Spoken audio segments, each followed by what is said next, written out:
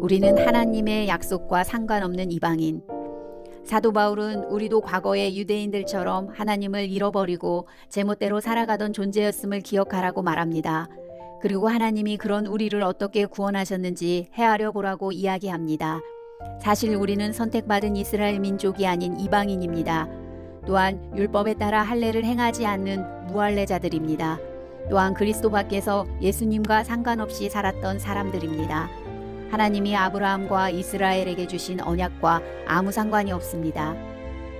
우리는 철저한 이방인이었습니다. 바울 서신에도 이렇게 사람을 구분하는 내용이 나옵니다.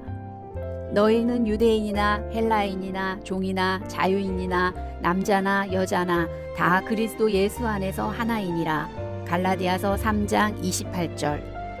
이 구절은 실제로 당시 그리스도인들이 갖고 있던 사람을 구분하는 세 가지 기준을 보여줍니다. 첫 번째 기준은 민족입니다. 당시 그리스도인들은 유대인인지 이방인지를 따졌습니다.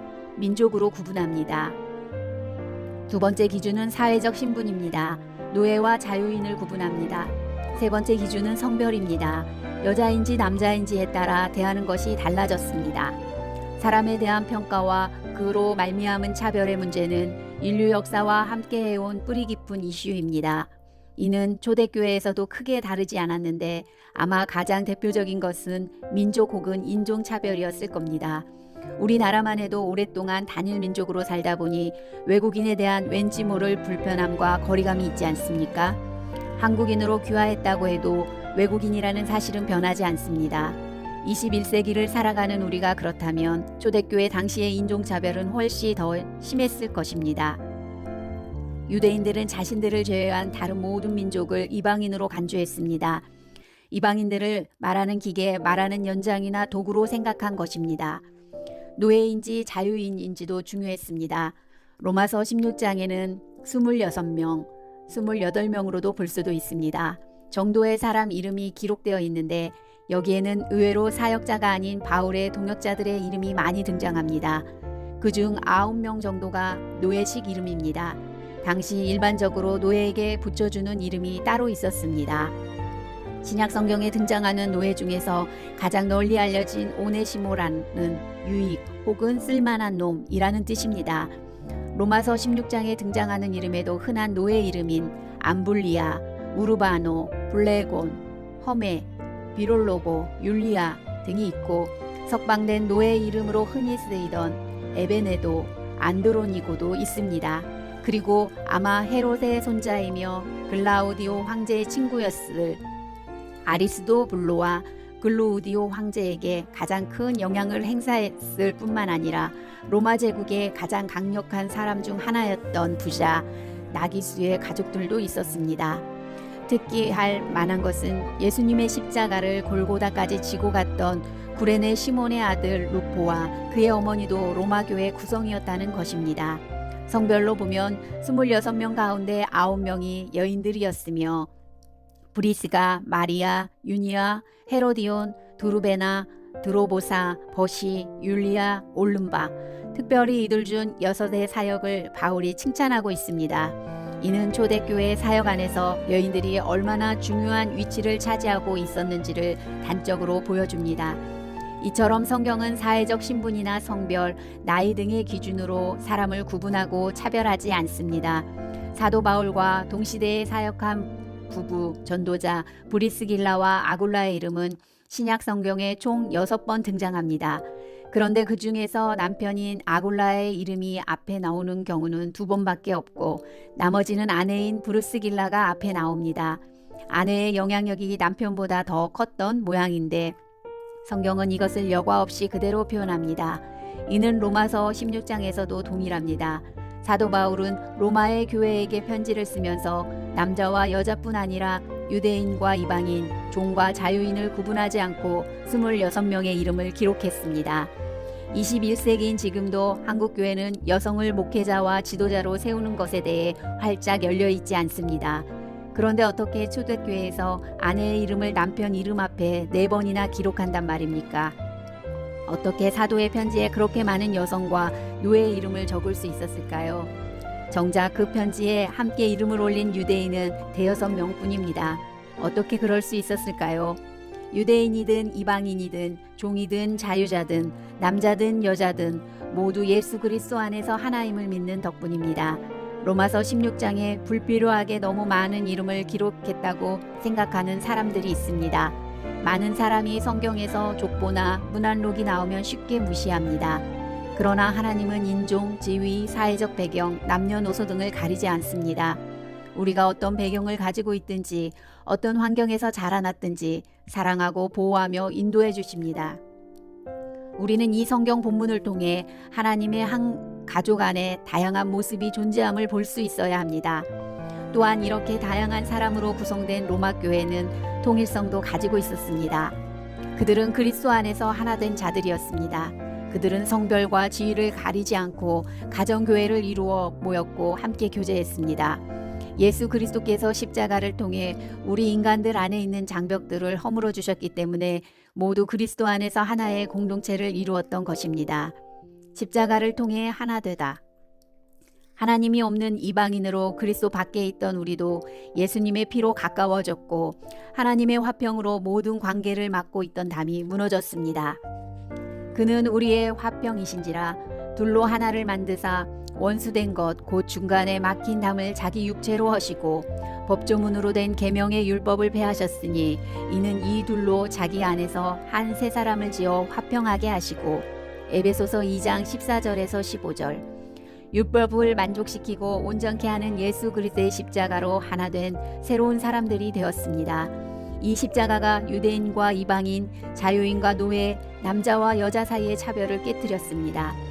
또 십자가로 이 둘을 한 몸으로 하나님과 화목하게 하려 하심이라 원수된 것을 십자가로 소멸하시고 또 오셔서 먼 데 있는 너희에게 평안을 전하시고 가까운 데 있는 자들에게 평안을 전하셨으니 이는 그로 말미암아 우리 둘이 한 성령 안에서 아버지께 나아감을 얻게 하려 하심이라.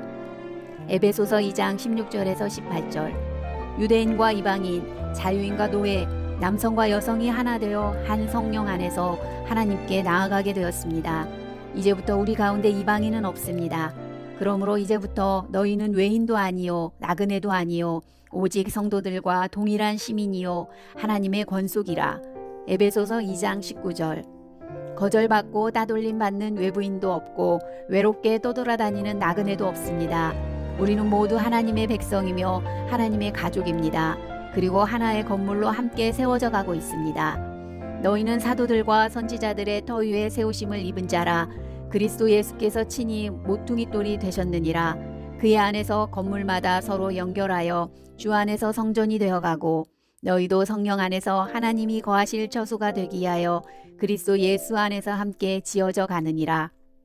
에베소서 2장 20절에서 22절 주님 안에서 성전으로 성령 안에서 하나님이 거하실 처소가 될 건물로 함께 건축되는 것입니다. 벽돌 무더기인가 벽인가? 건물을 지으려면 벽돌로 벽을 쌓아야 합니다. 그래서 건축 공사장 한켠에는 벽돌이 쌓여 있습니다. 인부들은 그것을 가져다 벽을 쌓습니다. 그런데 제가 만약 그곳에 찾아가 벽돌 한두 장만 팔라고 하면 어렵지 않게 내줄 겁니다. 말만 잘하면 그냥 얻을 수도 있겠죠.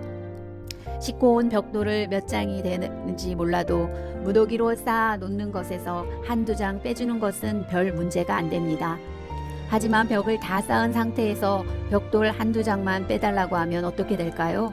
허락해 줄 리 없습니다. 멀쩡한 벽에서 벽돌을 한두 장 뺀다고 생각해 보십시오. 벽에 구멍이 나는 겁니다. 신축 건물 벽에 구멍이 났다면 어떻게 되겠습니까? 난리가 날 겁니다. 저 건물에는 왜 구멍이 나 있지? 대체 누가 멀쩡한 벽에서 벽돌을 빼간 거야? 어떤 정신 나간 놈이야? 공동체로 살아갈 때도 이와 비슷한 상황이 벌어지는 듯합니다. 인원이 많고 적은 차이는 있지만 우리는 모두 신앙 공동체에 소속되어 있습니다. 당신의 공동체는 벽돌 무더기에 가깝습니까? 아니면 함께 지어져 가는 건물에 가깝습니까? 공동체로서 성령 안에서 하나님이 거하실 처소로 함께 지어져 간다는 것은 하나님이 주신 놀라운 비전입니다. 하지만 이 비전은 그저 한 공간에 같이 있다고 해서 같은 조직 안에 속해 있다고 해서 성취할 수 있는 것은 아닙니다. 함께 기도하고 함께 하나님의 뜻을 묻고 함께 하나님이 말씀하시는 바에 순종하는 몸, 즉 가족이 되어야만 이룰 수 있습니다. 그런데 우리는 이렇게 생각할 때가 많습니다. 나 하나 빠진다고 표시가 날까? 나 하나쯤 없어도 우리 교회와 사역은 잘 돌아갈 거야. 이것은 무슨 뜻입니까? 나 하나쯤 뒷전으로 물러나 팔짱을 끼고 있다고 큰 문제가 생기지 않는다는 것입니다. 나 하나 딴 생각하고 딴짓해도 공동체는 알아서 잘 굴러갈 거라는 이야기입니다. 이런 생각을 하는 사람이 많은 공동체는 벽돌 무더기와 같습니다. 아무렇게나 쌓여있는 벽돌 무더기 속에서 나 한 사람은 아무 가치 없는 벽돌 한두 장과 같습니다. 하지만 그리스도 안에서 함께 지어져가는, 서로 연결되어 성전이 되어가는 몸이라면 벽돌 하나만 빠져도 큰일이 날 것입니다. 쌓아놓은 벽에서 벽돌이 빠진다면 표시가 날 수밖에 없습니다. 다른 벽돌로 메꾸지 않는 한 그 자리는 구멍이 뚫린 채 남아있을 겁니다. 그게 벽돌로 지은 건물과 벽돌 무더기의 차이입니다.